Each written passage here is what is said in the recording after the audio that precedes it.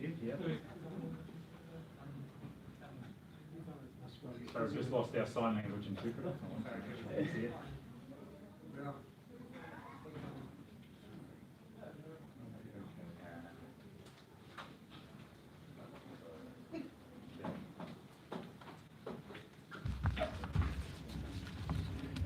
Come on up here, Andrew. Kia ora koutou. Welcome not to the Ministry of Health this time, but to another health facility. Thank you very much for being here for the media stand-up. With me today I have Andrew Slater, who's the Chief Executive of the National Telehealth Service, which operates Healthline. And Andrew's going to make some comments, and then you may have some questions you want to direct to him as well. Thank you again for including the sign language interpreter in your picture. Andrew will talk in particular about the self-isolation registration process that we've had in place since last Friday. I can begin by confirming that we still have no confirmed or at this point in time suspected cases of novel coronavirus in New Zealand.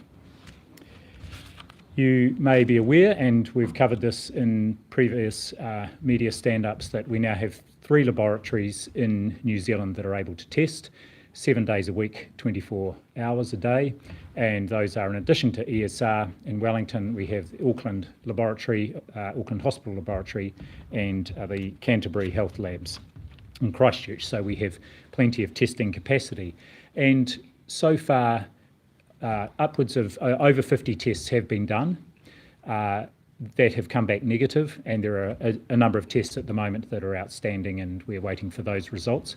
I should confirm, though, that none of those tests are on people that fully fit the suspected case definition, but as ever, we are taking a precautionary approach there, and that is a decision to test based on the clinical presentation and the advice of the doctors looking after those people.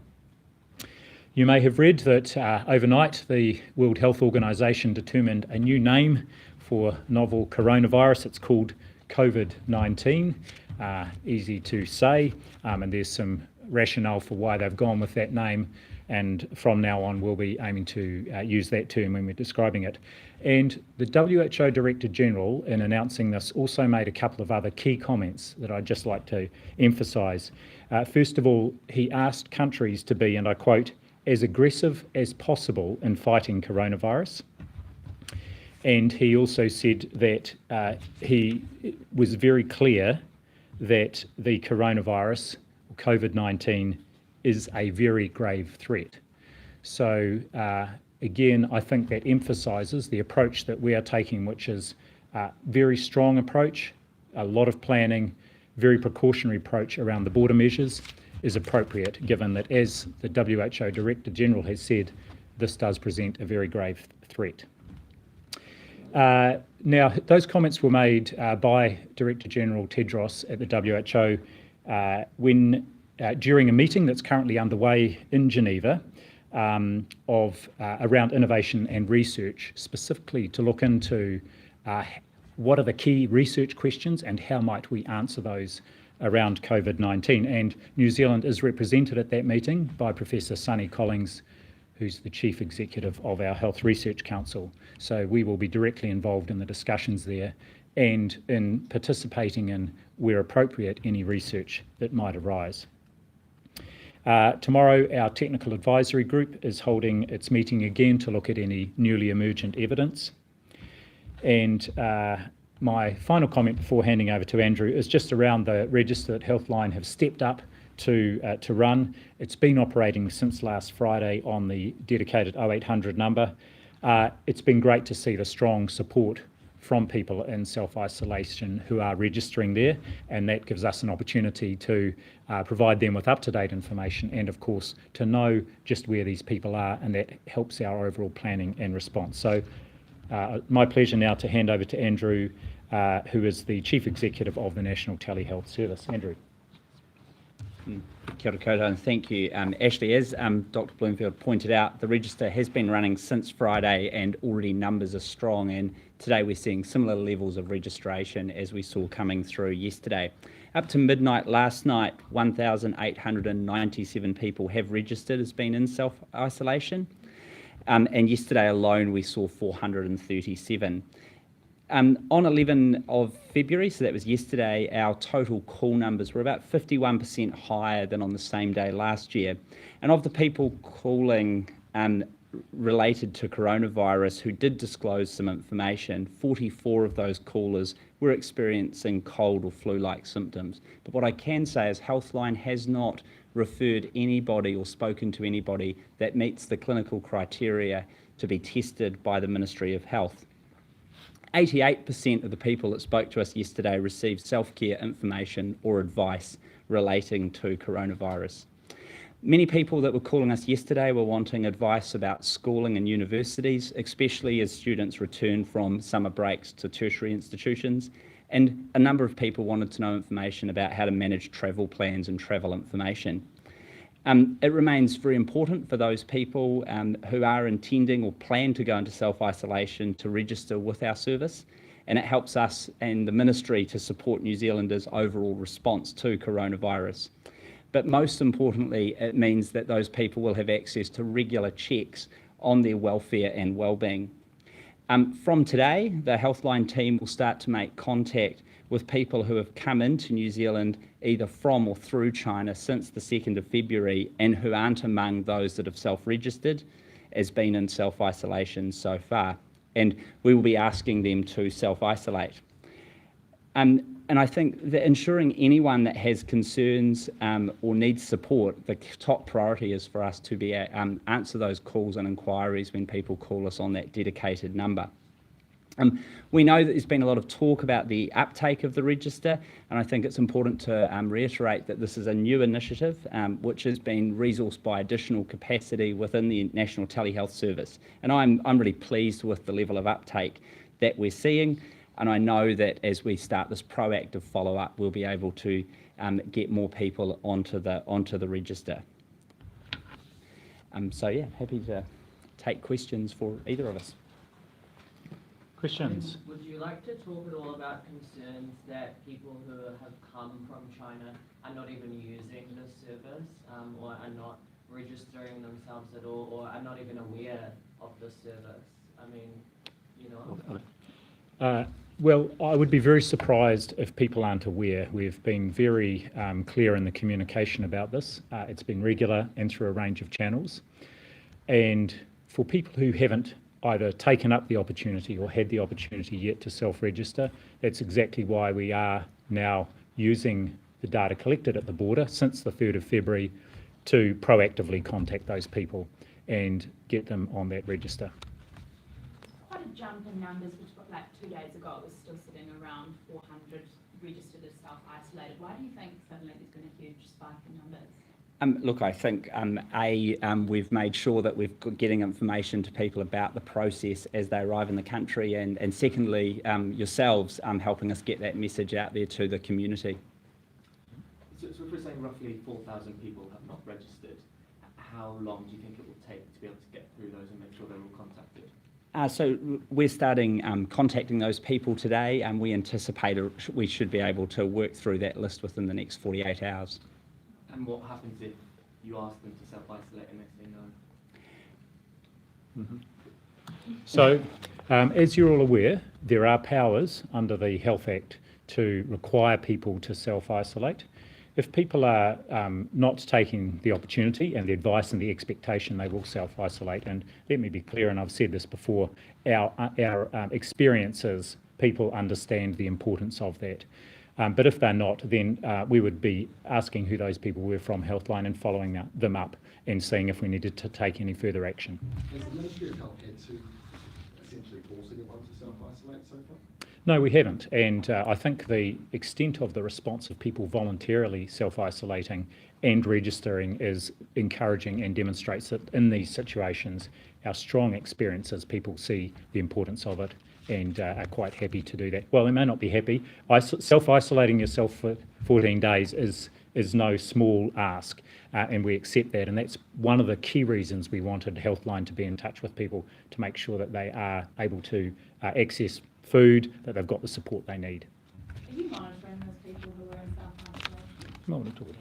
Yeah, so what we are doing is we contact those people that have maybe more distressed or have welfare needs that have identified those in their first call. So we're contacting those people daily, and then those people that are very confident and clear about self-isolation and we're comfortable with that are getting follow-up every few days in the outbound calling. So we're just starting to do some of that second group over today and tomorrow.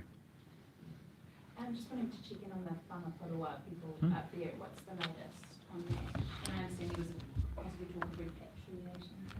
Yes, so around nearly 60 of the people there are from countries other than this one is their country of domicile, largely the Pacific. So there's a lot of planning going in, working with Ministry of Foreign Affairs and Trade to make the plans to repatriate those people at the end of the 14 days.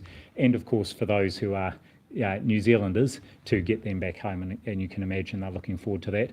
Look, what I can say is the team up there, across government, we've got Red Cross involved, there is a range of agencies, are working really hard to ensure that that's as pleasant an experience as possible for people. Yeah, I'm really pleased, and the feedback we're getting from those there is positive. There are some social events planned. Of course, these are social events with a high level of precautions around distance, keeping a distance from people, but there's a lot of effort going in. I think that's been well appreciated. And do you have any plans to monitor cruise ships that are coming in? I understand Tonga's put a ban on some entering, docking there. What's New Zealand's plan with that? So right from the start, cruise ships and other maritime traffic has been part of the planning. There is already a very long-standing international protocol around any ship entering a port needs to declare if anyone on board is unwell. It's called pratik, and of course at the moment there is a very high level of awareness of this, and so all cruise ships have their own medical staff on board, and they will be checking on people. So if there are any that are symptomatic and there's any suggestion that they could have been exposed to coronavirus, they will have already acted very quickly to ensure that that person is self-isolated. So I'm very comfortable with the arrangements in place around not just cruise ships but all ships coming in.